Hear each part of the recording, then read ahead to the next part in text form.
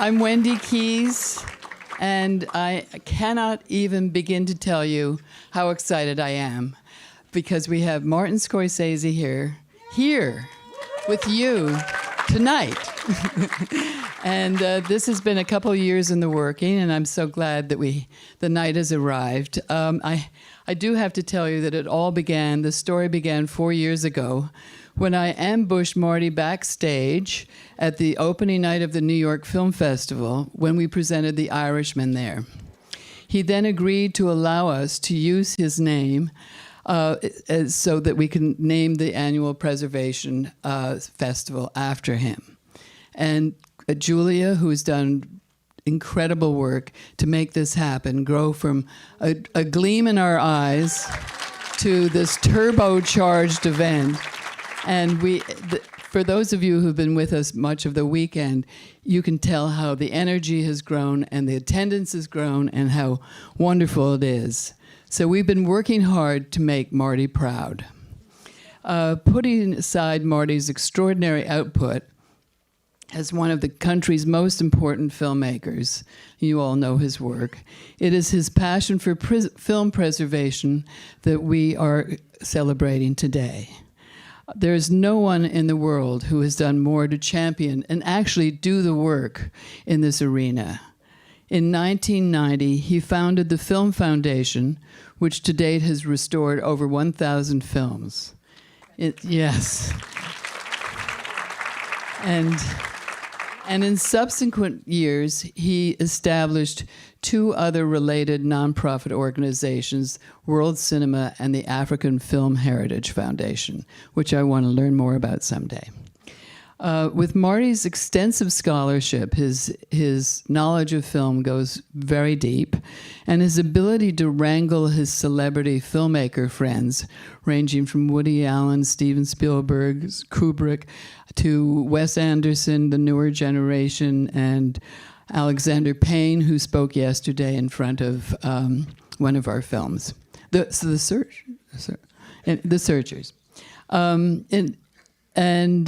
So he has the scholarship, he has the wrangling capacity, and he also has exerted enormous pressure on the studios to appreciate the treasures that they have in their vaults, and to the film labs to try and develop, and they succeeded, to develop film stock that doesn't go pink in 7 years. And he did it, he's just amazing. So all of this adds up to the fact that Marty really is the founding father of film preservation. And he is the world's greatest advocate for the work that we have been celebrating here all week long. So it's my great, great pleasure to introduce him to you now, the indispensable and beloved Martin Scorsese.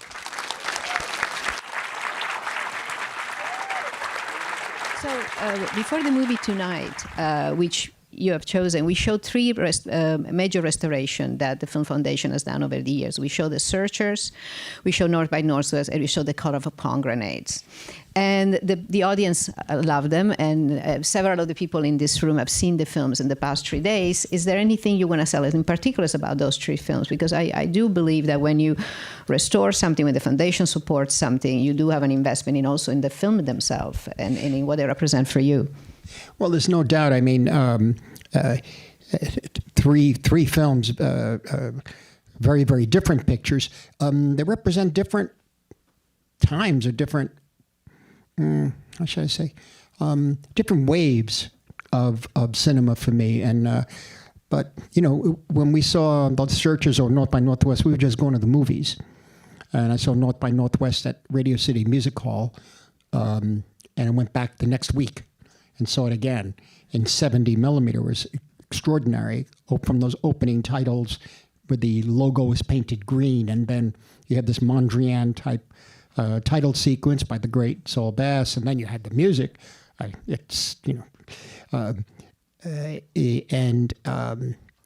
difference, really, it was a year, 2 years after The Searchers, wasn't it? The Searchers was different. I was 13 years old, and myself and my old friend Joe Morale, and another guy, another kid, were celebrating our graduation from grammar school, I think it was. And we went up and had a dinner somewhere in a restaurant. And then we walked in to the Criterion Theater in the middle, because in those days that's what you did, you just walk in the film in the middle. And there was, you open the doors, and then suddenly there's a screen as big as the Ritz, as they say, and you're in Monument Valley, and it didn't matter that it was the middle of the picture. It just didn't matter. We stayed again, watched it over completely, and the film itself became kind of an immediate classic to younger filmgoers, young guys, particularly the language of it, the poetry of it. And I think aside from having, that's why one of the reasons I wanted to make sure that it got restored, because of that 70 millimeter. And that 70, the original neg, only 10 years later, we found out the blue stem, a layer, that started to go.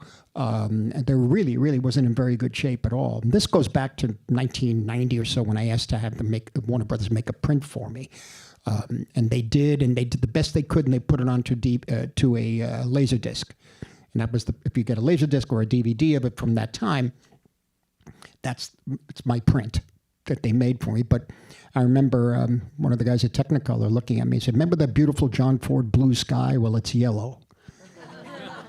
Oh God! But they did the best they could at that time. This restoration really excels that, of course. And that's why we felt we had to go back to that original 70 millimeter. But the film has a mythic quality to it. It's controversial. It's tragic in a way, very much in a way. But I think what holds it together, particularly for our world right now, is the character of Ethan Edwards, not John Wayne. This angry, broken man almost from his being on the losing side of a civil war, filled with rage and anger and racism. And somehow he's the hero. And because you feel the agony he's going through, ultimately when he lifts Debbie at the end, is he going to kill her? You know? Is he Debbie's father? Because he had something with his brother's wife.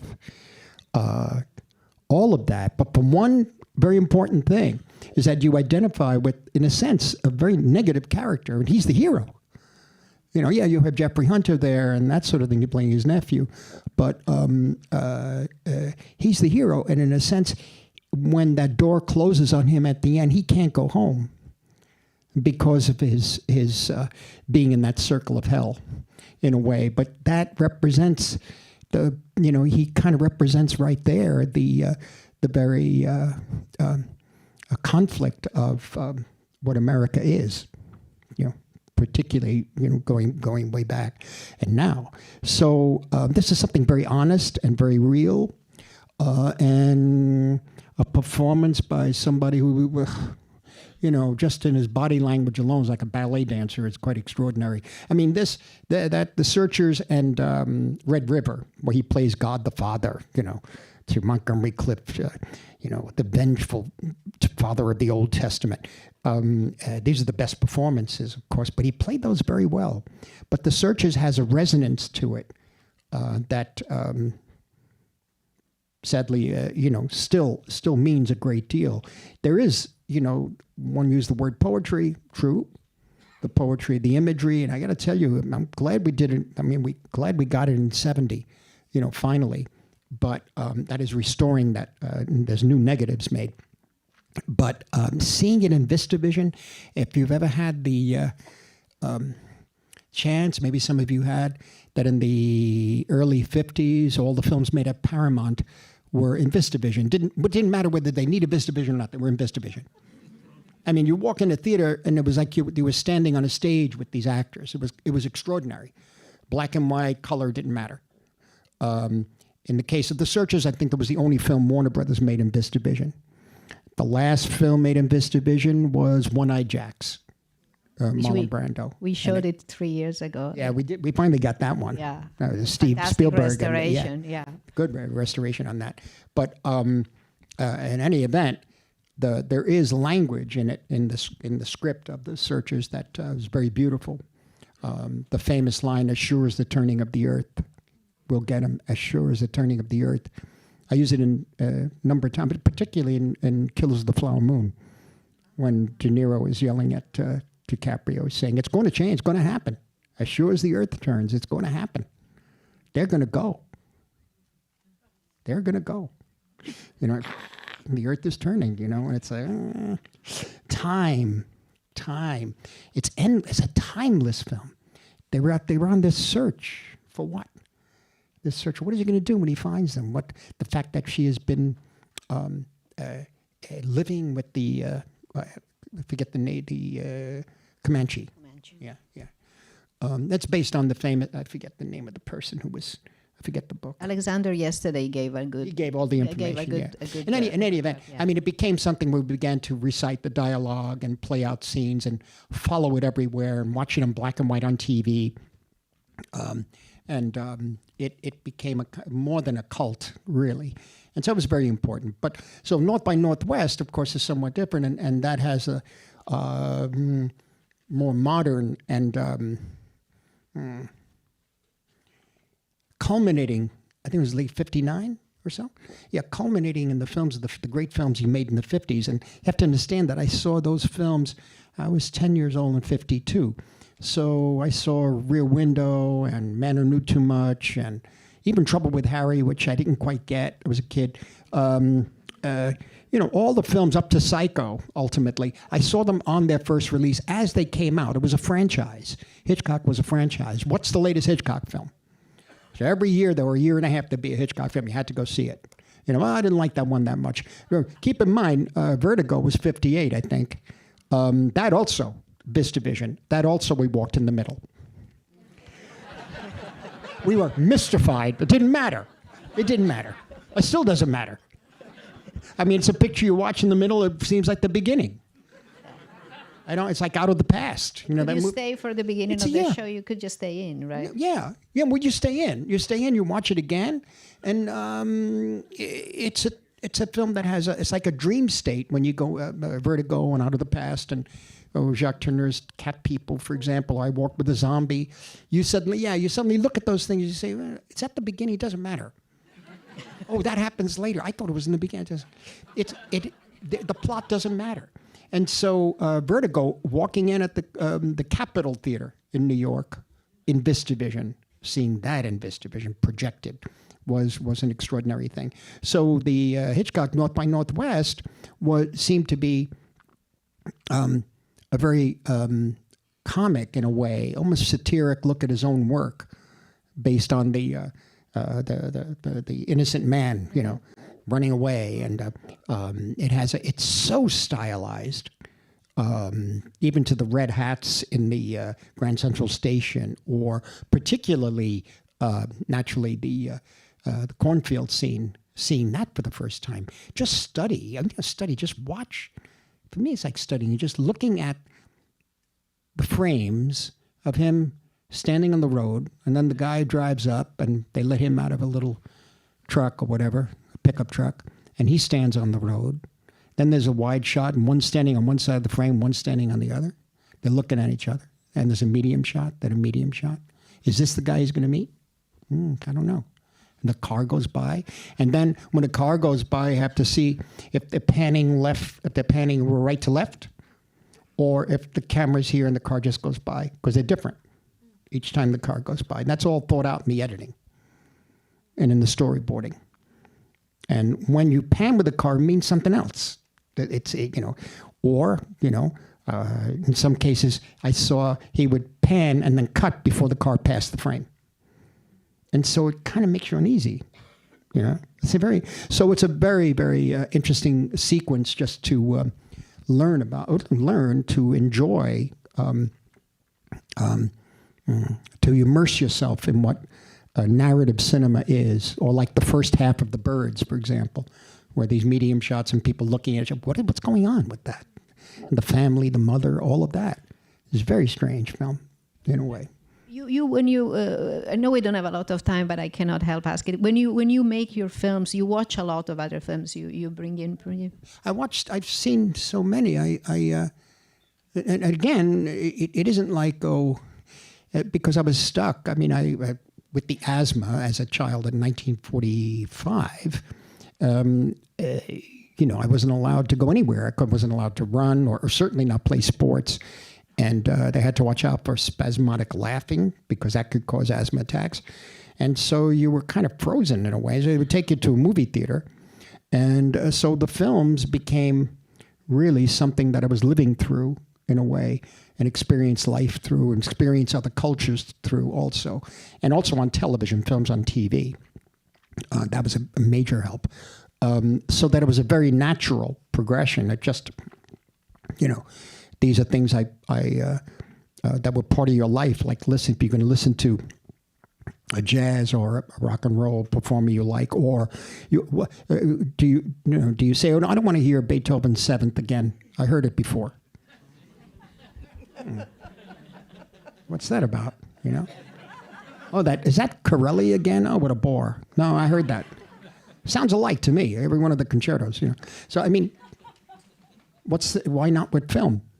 It doesn't mean I do play TCM everywhere as much as I can without the sound. If I want to see a sequence, I'll turn the sound up. But primarily, it's like these images flying. For most cases, images is going by, all the way through your head. So that in a way, there are films that I screen for the crew or our crew, our key collaborators.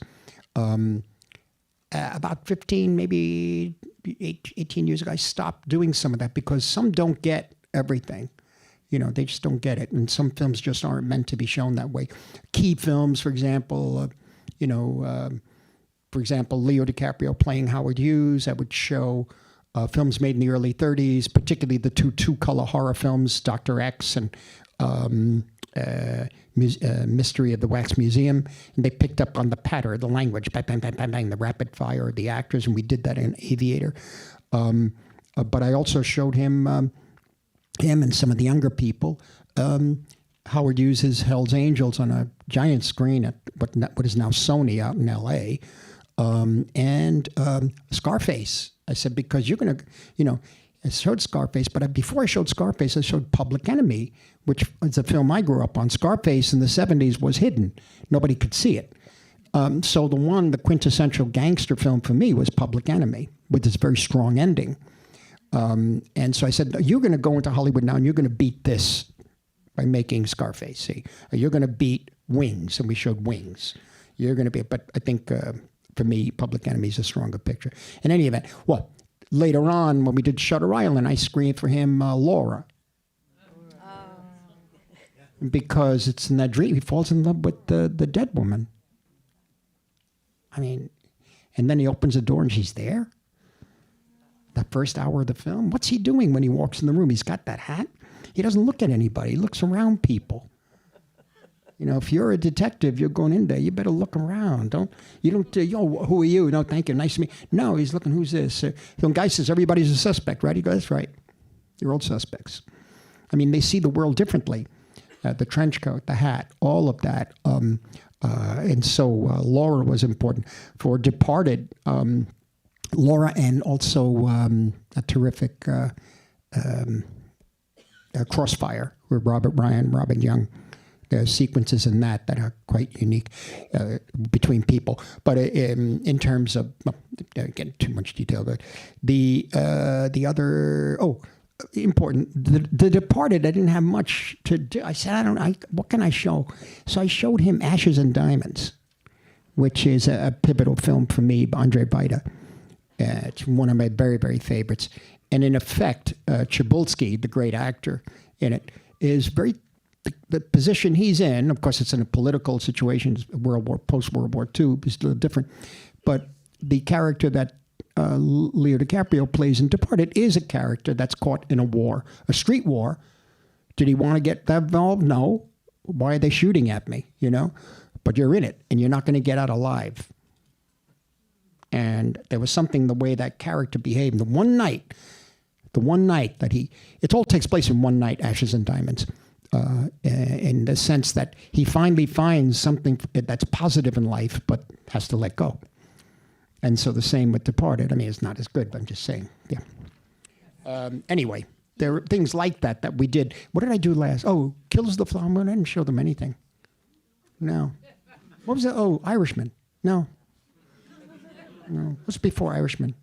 Oh, Silence. No. Silence, no, because if you're going to show Diary of a Country Priest, they're not going to go. They won't go. Meaning, it doesn't matter. That doesn't matter, because we had to find it ourselves in terms of silence in the Japanese cinema too, And Mizoguchi, maybe I'd show, The Kurosawa stuff is somewhat different. Yeah. Miyagawa's photography in Nugetsu, which, by the way, I saw on television in New York, dubbed in English. But it was suddenly a world opened, and I went to a theater and saw it. Anyway, that gives you an idea. That's another one of the restoration. Ugetsu is another one. Ugetsu, yeah. Yeah. Another restoration.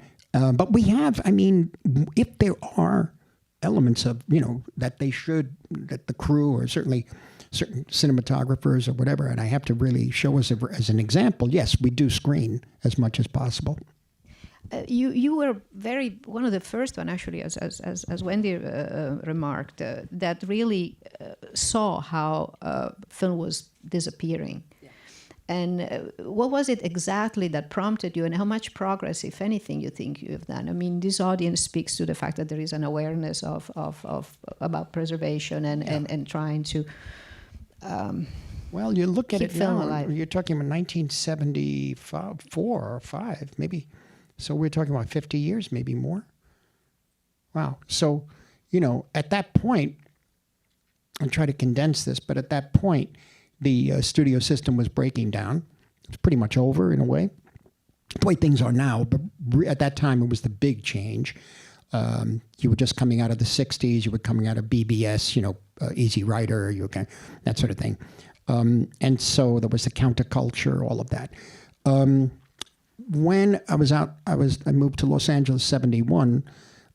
We were able at times to view films for reference from the studio vaults, but we found that a number of them really weren't in good condition. Some of the older ones were, some of the old nitrate prints were, but stuff made from 1950 on was just not, if you can get them. And also Steve Spielberg was finding that, and a couple of other people were saying, what's happening to these things? And basically, because, it's a big subject, but basically because all these studios were changing hands, and they had no time to think about what was in the vaults. They thought it was being taken care of. And it was very delicate, because if we complained about that and we went in and said it's not being taken care of, then it indicated that the people that they put in charge were not doing their job, and they got offended. But they were only given a certain amount to do, and they only had a certain amount of money to deal with. There was a giant fire in the 70s in that studio. I forget the name of it now, but it was right across the street from the Formosa Cafe. Anyway, and that burned original negatives of many films, including Citizen Kane. So, 1976, that was. So no, it's basically they're making money. They're switching hand. They're, using private planes, go back and forth, do what you got to do. In the meantime, the films are being destroyed. And so what's the value in them? Because don't forget, there was no video. There were no ancillary markets. So what's the value? They're in the vault. They're being taken care of. They're in cold storage, fine, But they're disintegrating in many cases. And a couple of times we requested a print to see. And this happened particularly with certain films that were made on the early Eastman color stock, not the later stock. And within 5 or 6 years, these films were pink and blue. And people said, well, look, that's what happens to the color. Well, it happens to you were losing the faces of the actors. You were losing the eyes, which meant that somebody, an old friend of mine, I took to see, and she looked at me, she says, that film wasn't so good. I said, because you didn't see it. You didn't see it. You can't see what's in their faces because it's going white. You can't, Anyway, what happens, I've gotten very angry. And particularly, one of the things I really did it too, I wanted to get the American version, because that's all they had at the time, of the widescreen color version of The Leopard, Visconti's film. And finally, they didn't have the print at Fox. This is 77, I'd say. And I said, well, why not? Why? They said, well, there's no room. You got to pay for storage. And by the way, digital files now take up more room. So that's coming down the pike, see. And you could get them from Films Incorporated, which was 16 millimeter home viewing. So you'd get a print of The Leopard. It was panned and scanned, and pink and magenta. And that's how, then the best was Once Upon a Time in the West. We went from theater to theater to find a complete version. We just had me and Jay Cox and Spielberg and Brian De Palma, Paul Schrader, would keep going. I think this is the complete one. I mean, sit there for 3 hours or 2.5 hours, and it was 20 minutes cut out. Plus, it started to turn colors. It started to fade. And I got very angry. And so I think it was around 79 when I was editing Raging Bull. And one of the reasons I did Raging Bull in black and white was because now, at that time, all of a sudden, every film had to be made in color. Well, if you're going to make every film in color, then you have to design the film in color, and color means something. You just don't shoot in this color. No, it means something. The shoes that person's wearing, where's that color? There's a green over there. There's a blue here. Is that red? Is it sticking out? Well, maybe that's all right. All of this is designed, knowing that within 5 or 6 years, it's going to fade. So it doesn't matter. So what's the point? Well, might as well do this film in black and white. Well, we couldn't. They were against doing it in black and white, but Erwin Winkler told them at UA, and they were really good with us, he told them, don't forget Paper Moon and Lenny were in black and white, and they were hits. He said, do it in black and white. Now, we don't want to make this film. The guy's a low-life, terrible character. And Erwin told me only a few years ago, he said to them, you want Rocky 2, you're doing Raging Bull. That's how he worked it. And we didn't know. So, they're making the film. Great. He kept it from us, and we just kept working. But there were other elements to decide to do Raging Bull in black and white. But by that point, why do all that work when it wasn't going to last? But it wasn't going to last like less than 10 years, as opposed to the old Technicolor films, like you'll see Leave Her to Heaven. The old Technicolor films that looked amazing in their nitrate glory. There was, I'll go quickly aside, story which actually crystallized everything. That one night at the LA County Museum, where Fox had a series of films from the vault, and it was myself and Jane, Steve, I think, Schrader, Brian, whatever. We were going to see every film that they had, all these incredible nitrate prints of, whether it was The Mark of Zorro or Night in the City, and even the early Borzage films, Street Angel and Seventh Heaven, all these things. And one night we were there were 2 films being shown. Niagara, which is a beautiful Technicolor noir. There's 3 really great Technicolor noirs. Leave It to Heaven, Niagara, and one that you maybe don't know about too much called Desert Fury, directed by Lewis Allen with Elizabeth Scott and Burt Lancaster, Wendell Corey, a Paramount picture. It's quite interesting, strange from Mary Astor. Anyway, we, what was I saying about that? Oh, yeah, Niagara. Niagara and 7 Year Itch. Well, 7 Year Itch, I'm not, it doesn't hold up, but okay, we'll look at it. Because the screening was great. The screening in that theater was beautiful. And all the films were good. And Ron Haver came out, and he introduced Niagara. We look at Niagara, gorgeous Technicolor, an beautiful little film noir. And you have Monroe in her glory, in a sense, with the blonde hair and those red lips. Okay. Then he comes out before you screen 7 Year Itch, and he said, I want to tell you that the print is not full color. And people started to moan, and we didn't understand what was happening. What really was going on was that the films from the vault, they had reached a point where they were getting into the 50s. And we missed some of the screenings, so we didn't know that there had been some unpleasant incidents, so to speak. And he said, so we're going to try to get the color back by putting blue filters. And people started yelling, no, because the blue filters got heated up and made everything out of focus. And they said, he said, all right, okay, we won't use the blue filter, but we'll try to use it out of focus. And we said, what the hell's going on? And then this film comes up, and it was pure pink and blue.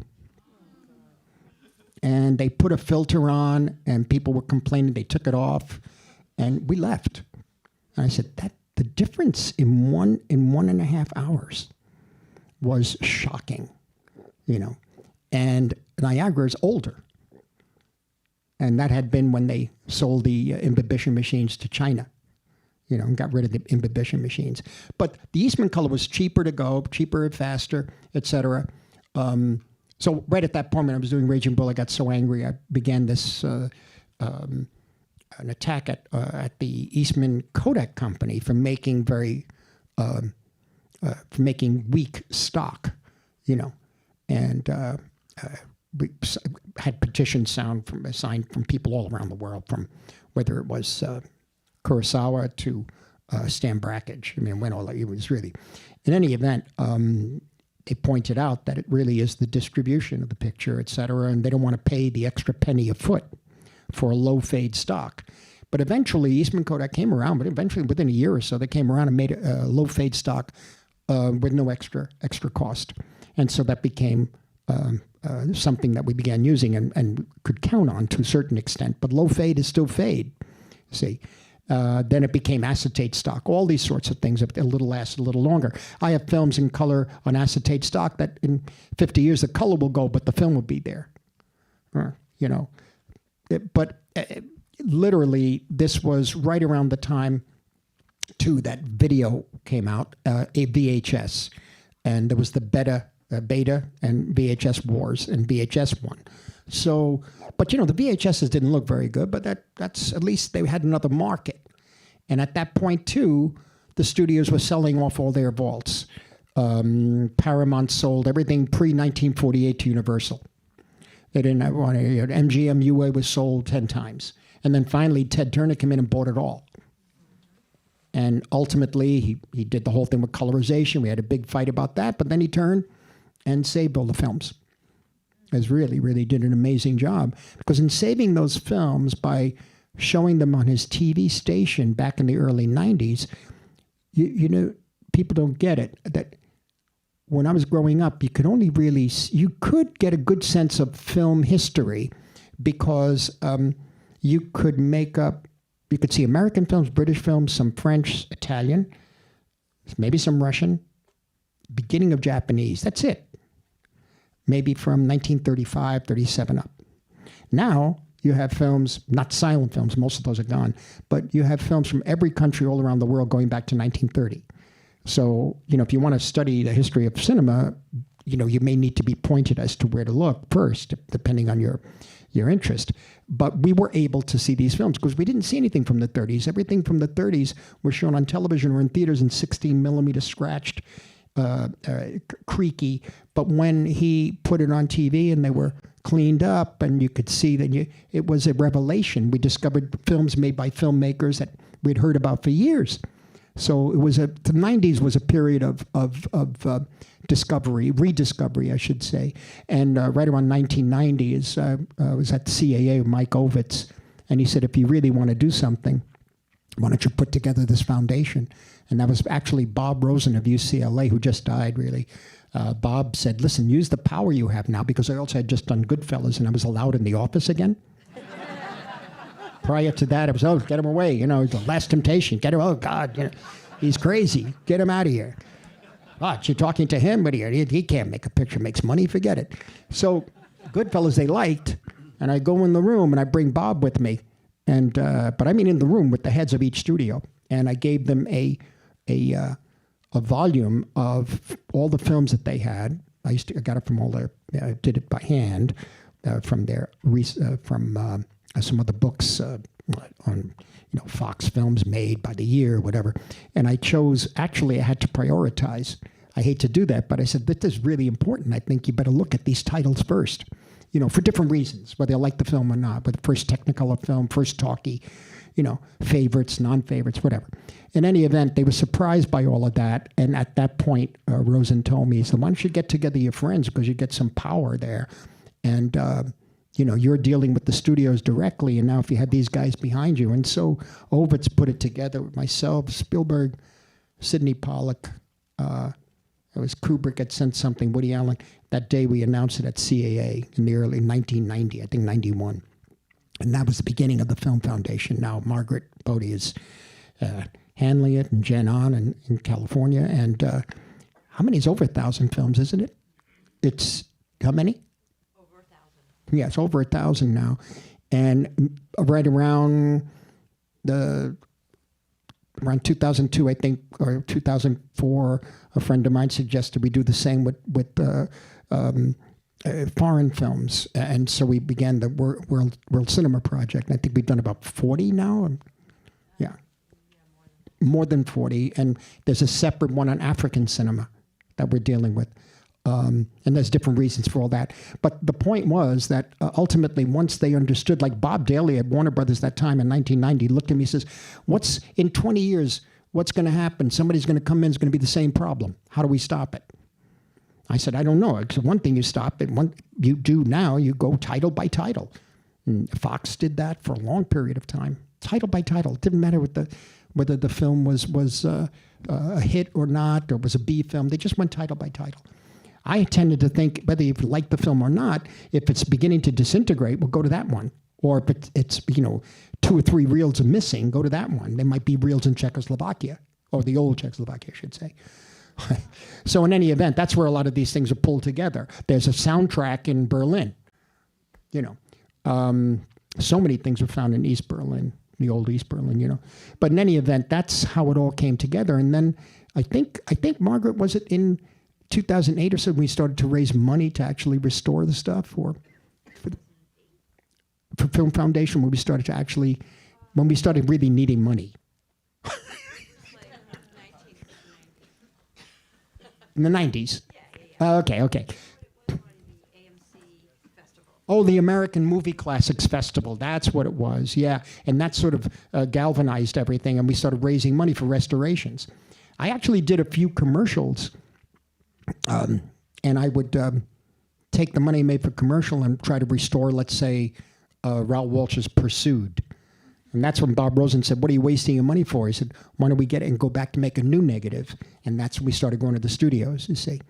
So that's, basically what has happened. Of course, now the ancillary markets are everywhere. And now cinema history is at a fingertip. Whether that's good or bad, I don't know, because it's a different way of seeing the films.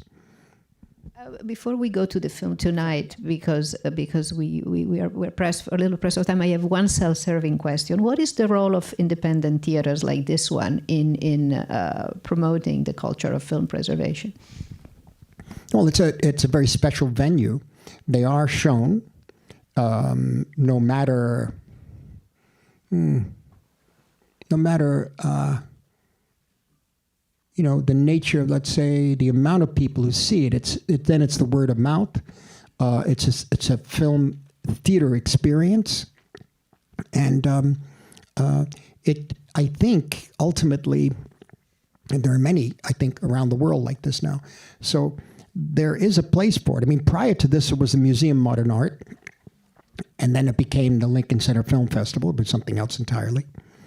But the Museum of Modern Art was the only place you could see stuff in New York that was, in a sense, older repertory. But the repertory theaters themselves are gone. So this is, in a sense, taken place of the repertory in a way. And the audience has become more diverse and that sort of thing. But as long as these exist, people will find a way to see it in this experience. With an audience. It's very, very different seeing the film with an audience, there's no doubt. But I do have hope for this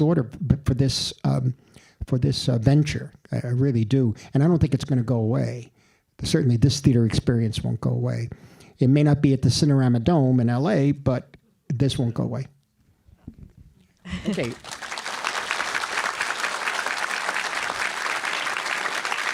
I'll do a little Leave It to Heaven? Yeah. Okay. Yeah.